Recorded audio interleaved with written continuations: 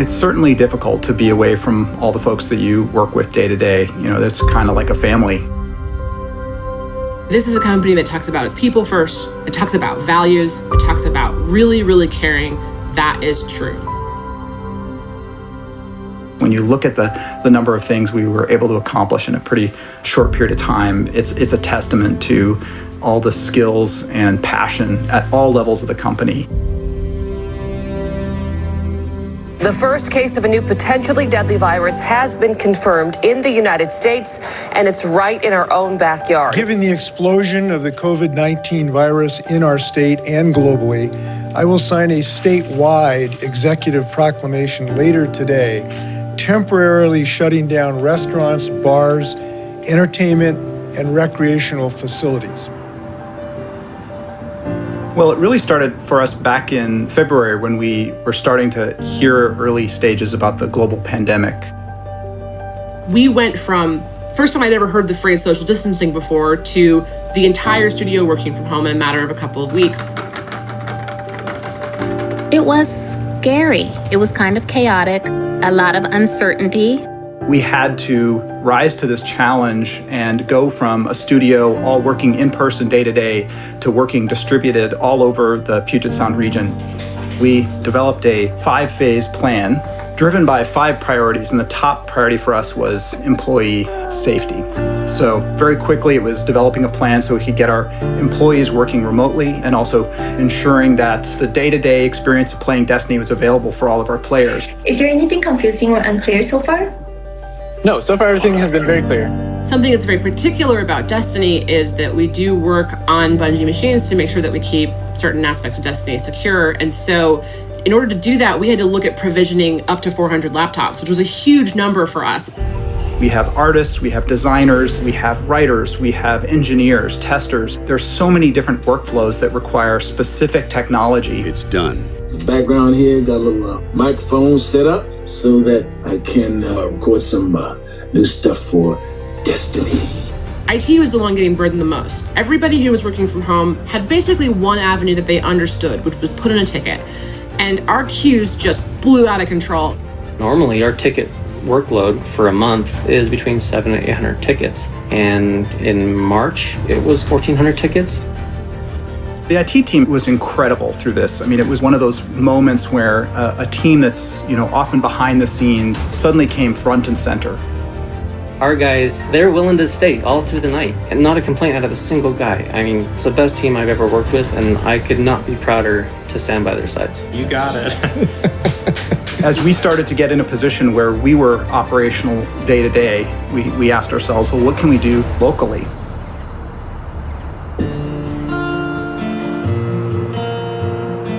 The Bungie Foundation has been really busy, hard at work, and we wanted to make sure that our families, especially the most vulnerable families in our community, would be able to be taken care of in that time. So we asked ourselves, well, what can we do for kids in the area? So we actually partnered with Boys and Girls Club in the area to help provide food for kids who were no longer going to school. They are serving about 500 meals per day. And at this point, since the middle of March, that actually equates to about 30,000 meals that they provided for families in the Bellevue community. Bungie Foundation, thank you. Thank you, Bungie Foundation. It's incredible stuff, but being able to use our infrastructure to support that. And then, of course, the huge effort with direct relief. We partnered with Direct Relief, and we wanted to find a way to support those who have been probably some of the most hardest hit in this pandemic, which are our frontline healthcare workers. So we spun up a month-long fundraiser, and we set a goal of $700,000 to be raised in that period of time, and we've already reached our goal, which is really exciting. One thing that's really become clear to me is how much we're all driven by that mission of we create worlds that inspire friendship. And I think it also says something about how much everyone cares about each other here. The fact that they are willing to put their money where their mouth is to support the quality of life of the individuals that work for the studio. I think Bungie is amazing. I look at the situation that other people are in. People are getting laid off, can't pay their bills. Bungie's made this commitment to each one of us. I want to say thank you to the entire studio because I had the great privilege to be part of this awesome team and this awesome company. And I I can't say enough about that. The thing that I've learned the most from this is doing the right thing and prioritizing people's health and well-being has a rippling effect. I think that we'll see that in the game, and I think we'll see that in the community for years to come.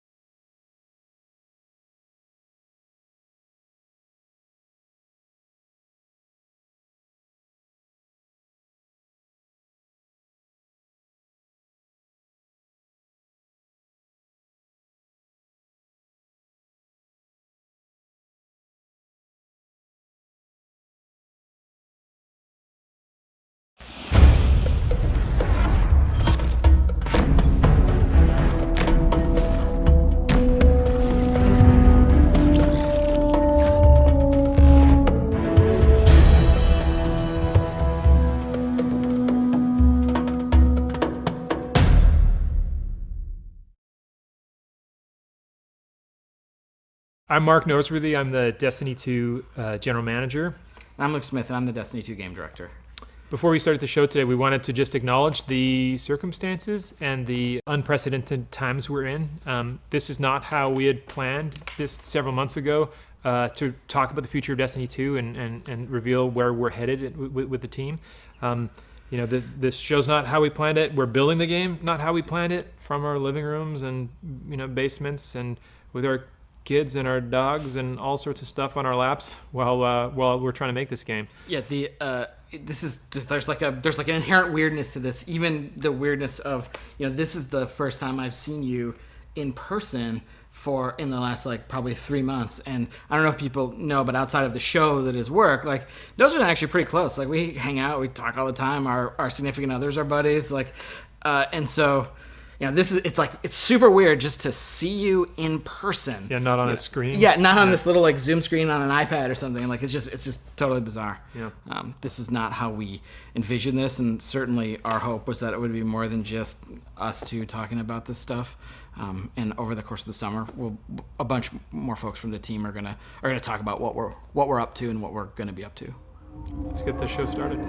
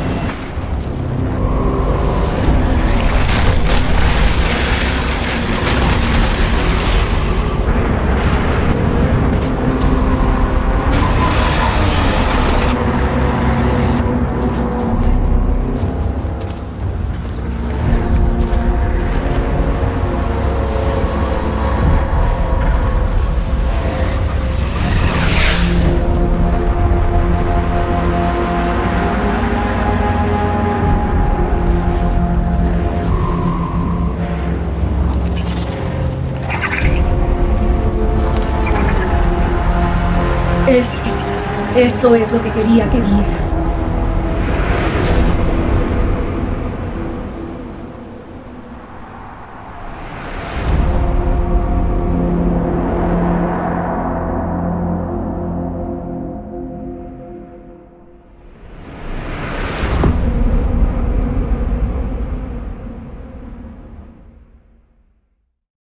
So, Luke, is it finally time to explain?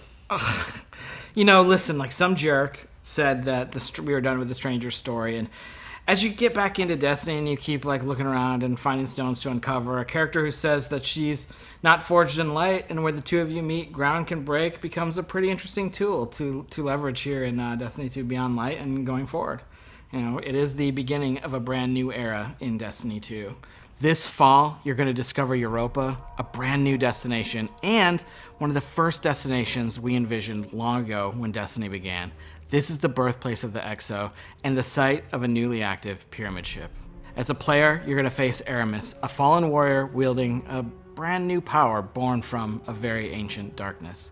Like you, Aramis is a leader, but unlike you, she seeks revenge against the Traveler first, scattering her people's once great houses to the cosmic winds. It's up to you to confront Aramis and her growing empire on the frozen battlegrounds of Europa. And it's up to you to go beyond and discover long dormant secrets hidden beneath the surface in places lost to time, like the Deep Stone Crypt. Yes, there you go. That one I have Lore heard corner. Of. That one I heard of, yeah. You're doing it. There's a lot more to Europa than you might imagine. And here's your first look at gameplay from Destiny 2 Beyond Light. Where I come from, the Darkness won. I have witnessed this firsthand. I refuse to let it happen again.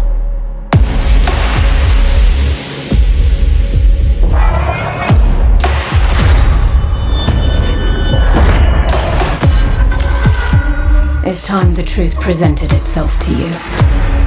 Darkness resides within, beckoning you. This is a truth we cannot hide from, and so we must embrace it.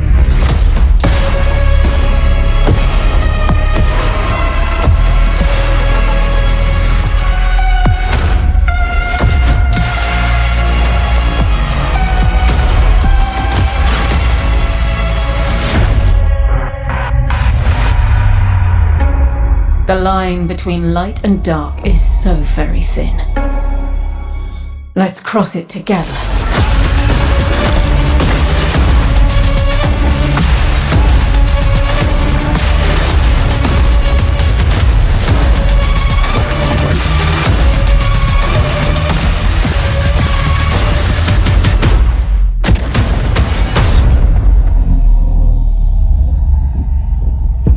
I will give these guardians the destruction they crave.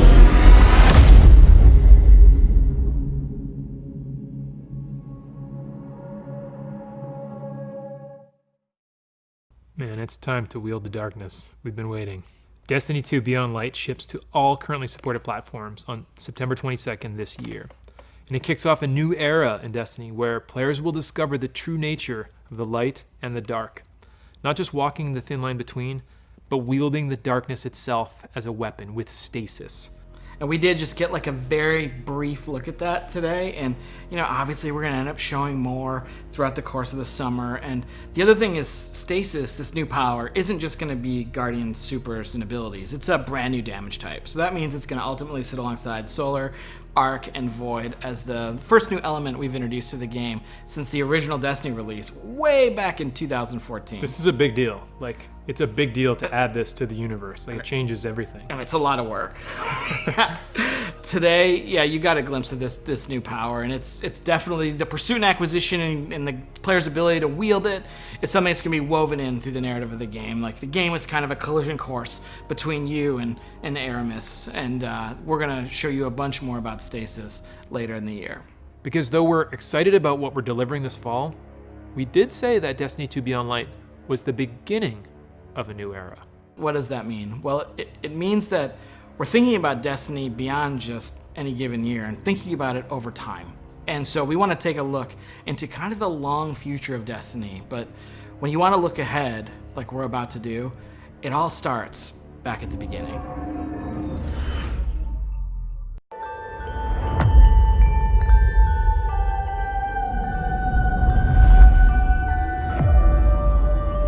We called it the Traveler, and its arrival changed us forever.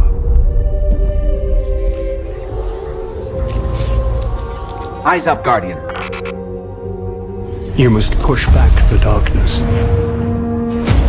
Guardians are fighting on Earth and beyond. Join them. 6 of us went down into the pit. In the end, they all bowed before me. We have slain his brood. We have murdered his son. And now the Taken King comes for us all.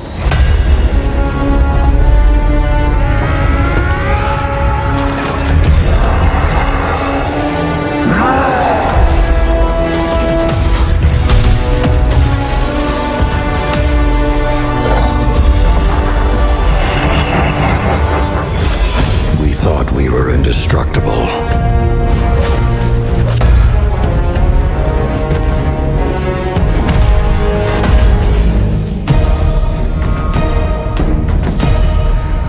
You're not brave. You've merely forgotten the fear of death. I am Gaul.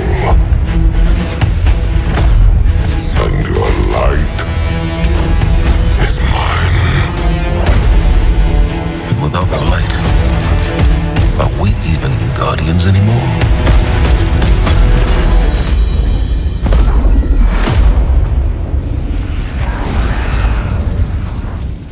We should have been there Any last words? I'm coming home, Ace. So, this is to be a reckoning. Free me.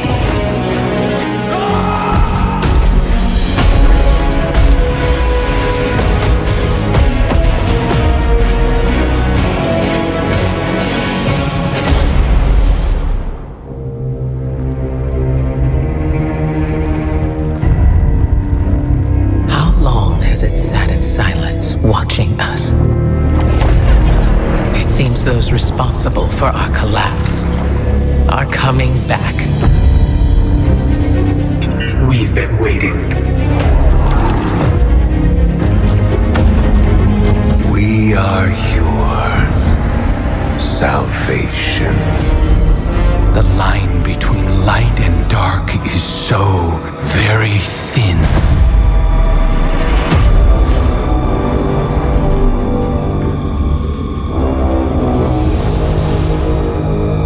Do you know which side you're on?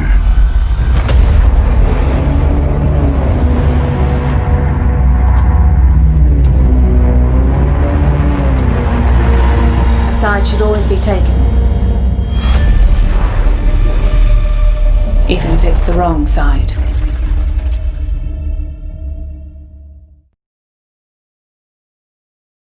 We are building Destiny's future today, right inside of Destiny 2. It starts with BeyondLight coming this fall. It's going to continue with the next major expansion, the Witch Queen, and Lightfall is going to kind of drive this all to a moment. These three releases represent this new era in Destiny. These eras began really in 2014 with that era of light where, players entered Destiny for the first time.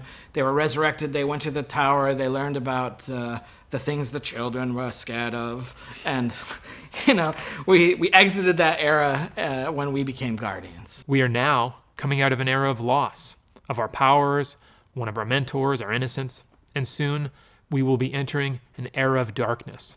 And if it's not clear, we are all in on Destiny 2. Last year, we laid out a vision for the game that we wanted to build the definitive action MMO, place it in an awesome evolving world that you can play anytime, anywhere with your friends. We are still completely committed to this ambitious vision, and we're going to continue reaching to deliver it in Destiny 2. And to be clear, listen, I'm sure over here in the Twitch chat, there's some mix of salt and space dad. We haven't gotten everything right out of the gate. For example, we've already begun working on changes that we're going to make to our seasonal model in year 4 to get a bunch of the FOMO that's in the game right now out of it. And this is a response not only to your feedback, but just, we took it in the wrong direction. You can lay that at me.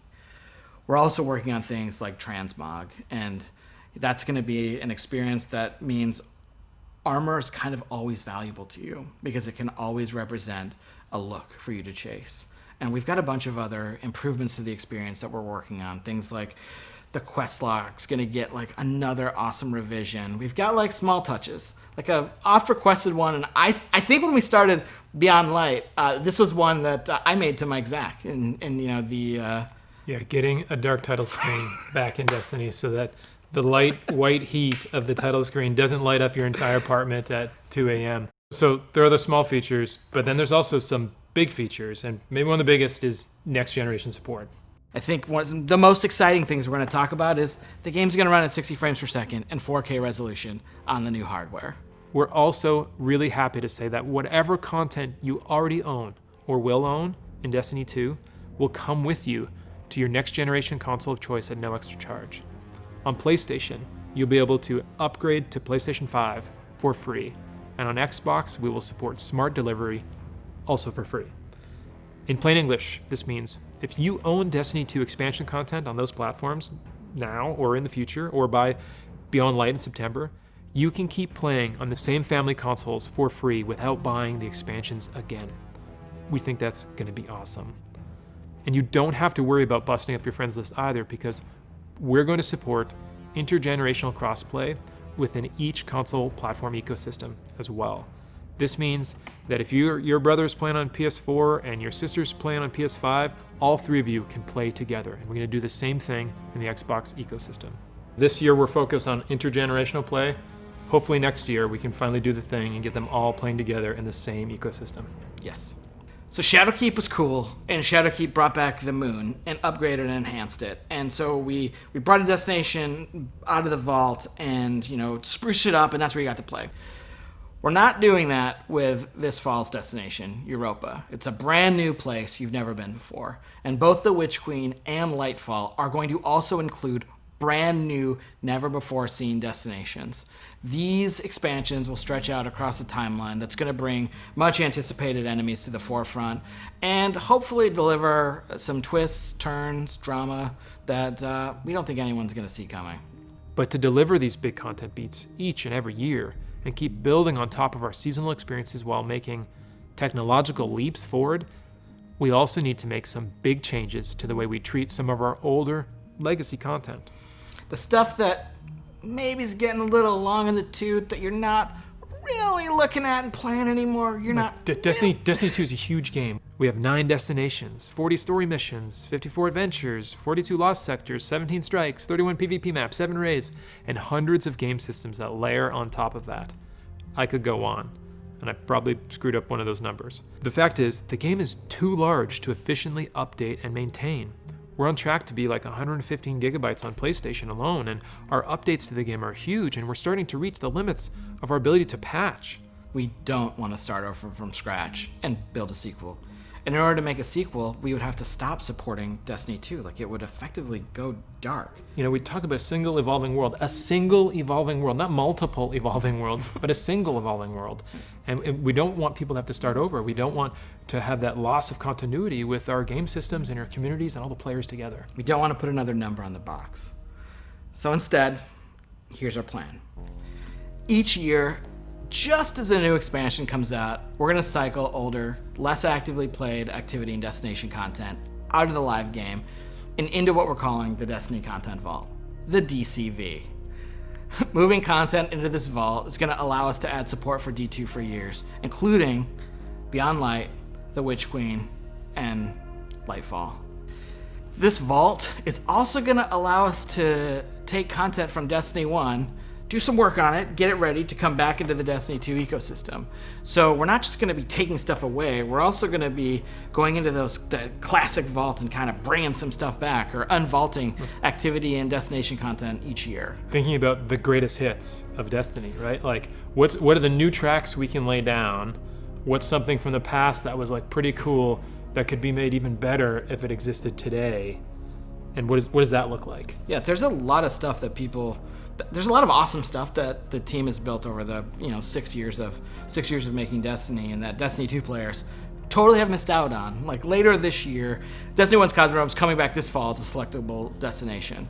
Its 3 strikes are also going to come back during Season 12 and Season 13, and part of the awesome thing here is a bunch of players haven't played Sepix.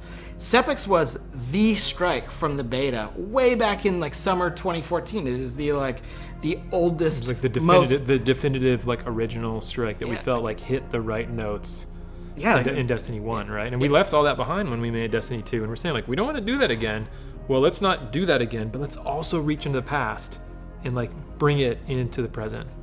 There's a lot of great content in our past, and maybe this year we'll see a classic raid come back. I think it'd be pretty amazing this year to see the Vault of Glass kind of unvaulted and returned in front of players. I can imagine things like champion Praetorians instead of just regular Praetorians, and kind of updating it slightly to the modern context, but still preserving that classic feel. This fall when the expansion comes out, not only are we going to be bringing back Cosmodrome and adding Europa, but we're going to look at some of that content that's been in the game for a long time, that's been free, that isn't actively played, and that's when some of that is going to be vaulted.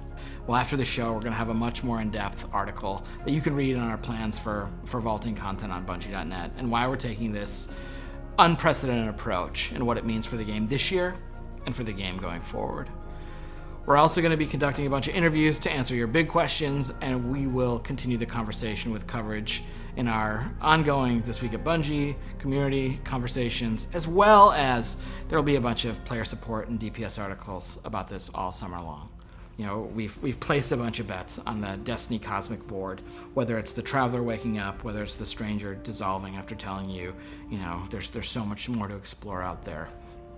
And so we're going to start to bring a bunch of these threads home. And here's a look at the beginning of those threads coming home to roost this summer in Season of Arrivals.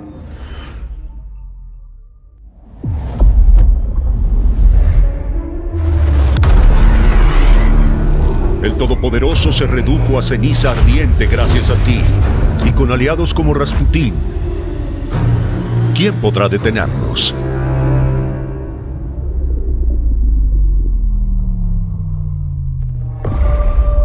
Su sombra se expande desde Titán hasta Mercurio.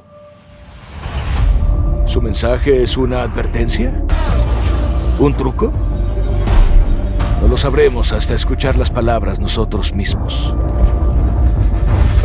Vienen con armas. No las necesitarán.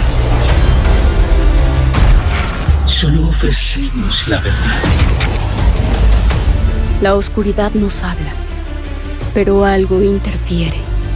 La hermana del rey de los poseídos, Savathun.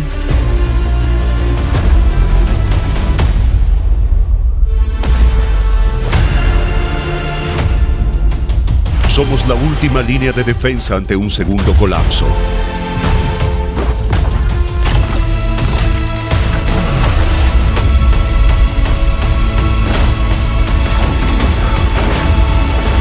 Prepárate, guardián.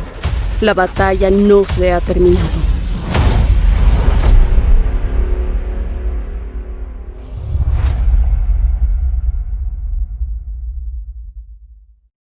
So that's the Season of Arrivals, and it starts any minute now at 10 a.m. Pacific.